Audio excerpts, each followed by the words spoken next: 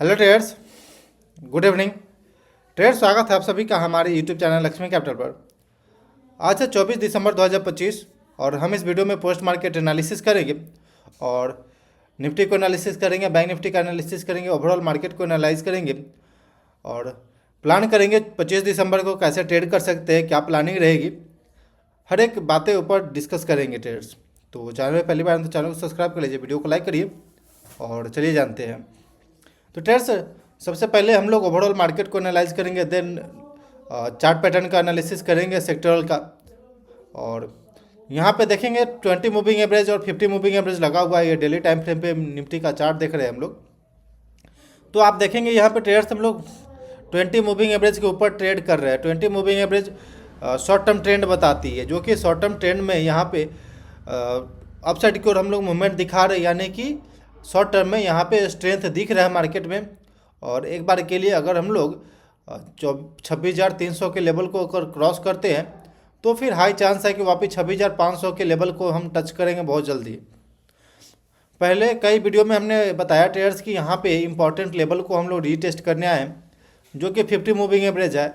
और यहाँ पे एक इम्पॉर्टेंट सपोर्ट था जिसका कि रिस्पेक्ट किए। और पहले कई वीडियो में हमने बोलते आ रहा है ट्रेडर्स, अपने कई वीडियो में हम बोले हैं कि लार्ज कैप बेस जो भी सेक्टर है, लार्ज कैप बेस जो भी स्टॉक है, उसके अंदर में काफ़ी स्ट्रेंथ और काफ़ी बाइंग जनरेट हो रही है।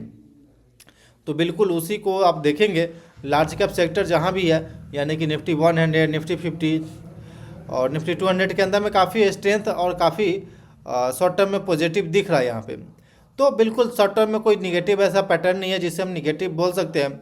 तो बिल्कुल अपने पोजीशन को होल्ड करके रखिए, जो भी आपका पोजीशन बना हुआ है स्ट्रिक्ट स्टॉप लॉस के साथ। निफ्टी 500 भी देखेंगे, जो कि ब्रॉडर मार्केट इंडाइसेस है। एक बार के लिए हम लोग नीचे गए थे, 50 मूविंग एवरेज के नीचे गए थे, बट वापस से हम लोग जस्ट बाउंस लेकर के अपसाइड की ओर आ गए और 20 मूविंग एवरेज के ऊपर अभी हम लोग ट्रेड कर रहे हैं। तो यहाँ पे क्लियर कट दिख रहा है कि लोअर लेवल पे काफ़ी स्ट्रेंथ है और लोअर लेवल पे काफ़ी ज़्यादा बाइंग जनरेट हो रही है ट्रेडर्स। तो ये बिल्कुल कह सकते हैं मिड कैप भी ऑल टाइम हाई के कहीं आसपास ट्रेड कर रहा है।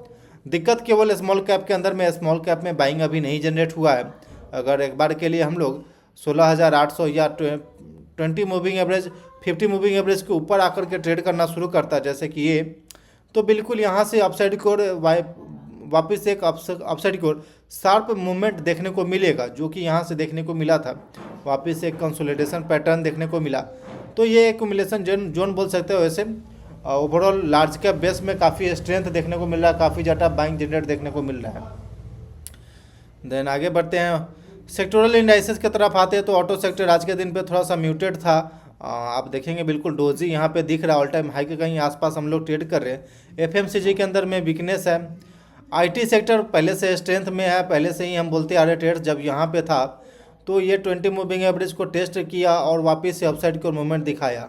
20 मूविंग एवरेज का सपोर्ट लिया, क्योंकि यहीं से देख सकते हैं आप, जब भी 20 मूविंग एवरेज के जस्ट पास में आता है कि स्ट्रेंथ आती है, एक स्ट्रॉन्ग बाइंग जनरेट होता है। तो बिल्कुल यहीं पे वही देखने को मिला और एक स्ट्रॉन्ग बाइंग जनरेट हुआ और वापस से हम लोग और वापस अपसाइड को जाके क्लोजिंग दिए। तो बिल्कुल इस बात को ध्यान रखिएगा। मेटल सेक्टर के अंदर में वापस आज ऑल टाइम हाई को कहीं क्लेम किए थे, लेकिन ऑल टाइम हाई से थोड़ा सा प्रॉफिट बुकिंग देखने को मिला एंड ऑफ द डे में। तो बट स्ट्रक्चर अभी ठीक है, फिलहाल स्ट्रक्चर काफ़ी अच्छा है। जो भी मेटल सेक्टर के अंदर में स्टॉक है, हिंडाल्को हो गया, वेदांता हो गया, नेशनल एल्युमिनियम हो गया, तो ये सब ऑल टाइम हाई के कहीं आसपास ट्रेड कर रहा है, जो कि ये साइन दिखाता है कि मोमेंटम काफ़ी स्ट्रॉन्ग है और अपसाइड की ओर काफ़ी स्ट्रेंथ में जा रही है। और फिलहाल 20 मूविंग एवरेज के ऊपर अभी हम लोग ट्रेड कर रहे हैं, तो ये भी काफ़ी अच्छा है। फाइनेंशियल सेक्टर के अंदर देखेंगे वापस एक डीप आया, 20 मूविंग एवरेज को भी ब्रेक डाउन दिया, 50 मूविंग एवरेज को ब्रेक डाउन दिए, बट नीचे सस्टेन नहीं कर पाया और जस्ट तुरंत बाउंस लेकर के हम लोग ऊपर आ गए, यानी कि स्ट्रेंथ क्लियर कट दिख रही है। बैंकिंग सेक्टर के अंदर में देखेंगे, निफ्टी बैंक के अंदर में देखेंगे तो जब भी ये 20 मूविंग एवरेज के पास में आता है, वापस एक अपसाइड को मूवमेंट आती है, जो कि 57,500 से देखेंगे तो ट्रेड 60,000 के पास मूवमेंट आया। देन वापस देखेंगे ट्रेड, तो यहाँ पे 20 मूविंग एवरेज के कहीं आसपास हम लोग टेस्ट कर रहे हैं और हाई चांस है कि हम लोग अपसाइड की ओर जाएंगे। अगर आप यहाँ पे बैंक निफ्टी में बिलीव करते हैं, इस तरह का चीज़ें बिलीव करते हैं, तो आप यहाँ पे बिल्कुल पोजीशन बिल्ड कर सकते हैं, लोअर लेवल का स्टॉप लॉस रख सकते हैं। वापस नीचे आता है तो एक बार बुक कर सकते हैं अपने स्टॉप लॉस को। तो इस तरह से प्लान कर सकते हैं। पीएसयू के अंदर में देखेंगे 20 मूविंग एवरेज के ऊपर गया था और यहाँ पे कंसोलिडेट कर रहा है, सस्टेन करने की कोशिश कर रहा है। एक बार सस्टेन कर जाते हैं वापस हम लोग अपसाइड को मूवमेंट दिखा सकते हैं। स्ट्रक्चर अभी कोई पुअर नहीं हुआ है। प्राइवेट बैंक भी काफ़ी अच्छा है। फार्मा सेक्टर के अंदर देखेंगे ट्रेड्स तो वापस एक अच्छा रेजिस्टेंस के पास हम लोग गए थे, लेकिन अपसाइड से थोड़ा सा सेलिंग प्रेशर देखने को मिला है।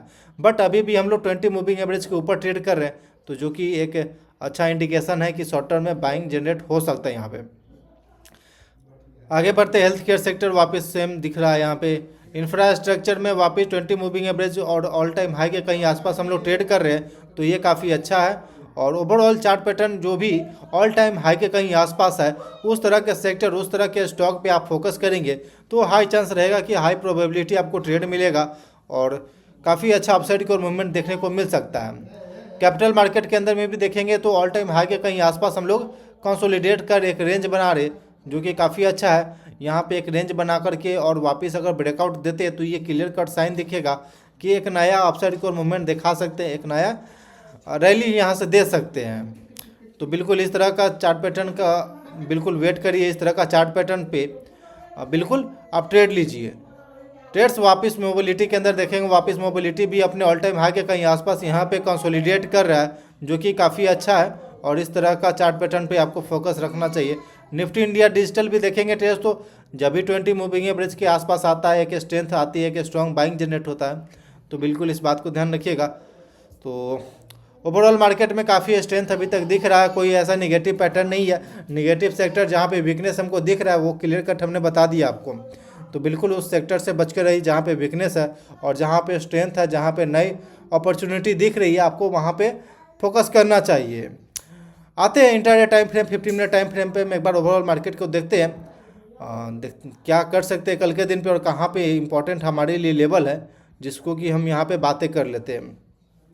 तो ट्रेड्स इंपॉर्टेंट लेवल का बात करें निफ्टी के अंदर में, जो कि 15 मिनट पे यहाँ पे दिख रहा है, जो कि 26,120 का लेवल है। 26,120 का लेवल काफ़ी अच्छा है, यहाँ पे सपोर्ट ले रहा है। कई बार यहाँ पे हम लोग सपोर्ट ले चुके हैं, तो हाई चांस है कि वापस से कल के दिन पे वापस यहाँ पे एक बार सपोर्ट जनरेट करेंगे और वापस अपसाइड को निकलेंगे ट्रेड्स। तो यहाँ पे कई बार यहाँ पे देखेंगे तो लगभग 3 से 4 बार यहाँ पे हम लोग सपोर्ट को रिस्पेक्ट कर चुके हैं, सपोर्ट को टेस्ट कर चुके हैं। अब यहाँ पे हाई चांस है कि हम लोग अपसाइड को मूवमेंट दिखाने वाले हैं यहाँ पे।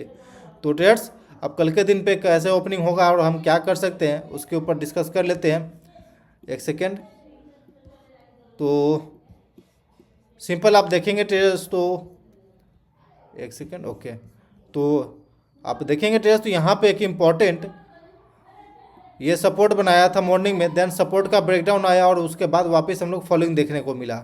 लेकिन अब हम कल के दिन पे यहाँ पे सिंपल रेंज का वेट करेंगे, जो कि 26,175 170 का लेवल है। 26,170 के लेवल और लोअर लेवल पे 26,125 120 का लेवल, ये दो एक इम्पॉर्टेंट जोन है। अगर हम यहाँ पे 26,170 के लेवल के ऊपर आते हैं और सस्टेन करते हैं या फिर फर्स्ट आवर में ब्रेकआउट देते हैं यहाँ पे, तो हाई चांस है कि वापस हम लोग अपसाइड की ओर जाते दिखेंगे, क्योंकि हम लोग लोअर लेवल को काफ़ी ज़्यादा रीटेस्ट कर चुके हैं, लगभग 3 बार रीटेस्ट कर चुके हैं। तो हाई चांस है कि बायर यहाँ से वापस अब अटैम्प्ट ले लेगा। लेकिन अगर हम लोग ब्रेकडाउन देते हैं तो क्लियर कट यहाँ पे देखने को मिलेगा कि वापस हम लोग 26,000 के लेवल को पहले टेस्ट करेंगे, देन उसके बाद हम लोग 25,920 के लेवल को टेस्ट करने वाले हैं। तो इस बात को ध्यान रखिएगा, 25,920 का लेवल एक इम्पॉर्टेंट सपोर्ट का काम करेगा, क्योंकि हम लोग यहाँ पे खुद एक बार टेस्ट करके वापस अपसाइड की ओर निकले थे और देन यहाँ पे एक गैप अप से ओपनिंग दे करके हम लोग अपसाइड की ओर जा रहे थे। तो यहाँ पे एक स्ट्रेंथ दिख रहा है, एक स्ट्रॉन्ग बायर जनरेट हुआ है, बाइंग जनरेट हुआ है, तो यहाँ पे कोई स्ट्रॉन्ग बायर होंगे, तो इस बात को ध्यान रखिएगा। ट्रेड्स 26,220 के लेवल के ऊपर अगर हम सस्टेन कर जाते हैं, 26,220 230 के लेवल के ऊपर हम सस्टेन कर जाते हैं, तो ये क्लियर कट साइन दिखाएगा यहाँ पे कि ट्रेड्स हम लोग नए हाई की तरफ जाएंगे, वापस से शॉर्ट कवरिंग होने का हाई चांस रहेगा निफ्टी के अंदर में, और एक नया हाई के साथ हम कल के दिन पे क्लोजिंग दे सकते हैं, और नए साल में हो सकता है कि नए हाई के साथ हम लोग क्लोजिंग दें। तो इस बात को ध्यान रखिएगा। बैंक निफ्टी का बात करें ट्रेड्स, तो बैंक निफ्टी 50 मिनट पे डेली टाइम फ्रेम पे बिल्कुल स्ट्रेंथ में है, लेकिन लोअर लेवल पे लोअर टाइम फ्रेम पे आप देखेंगे ट्रेडर्स, तो एक इम्पॉर्टेंट सपोर्ट था जिसके नीचे आज के दिन पे हम लोग क्लोजिंग दिए।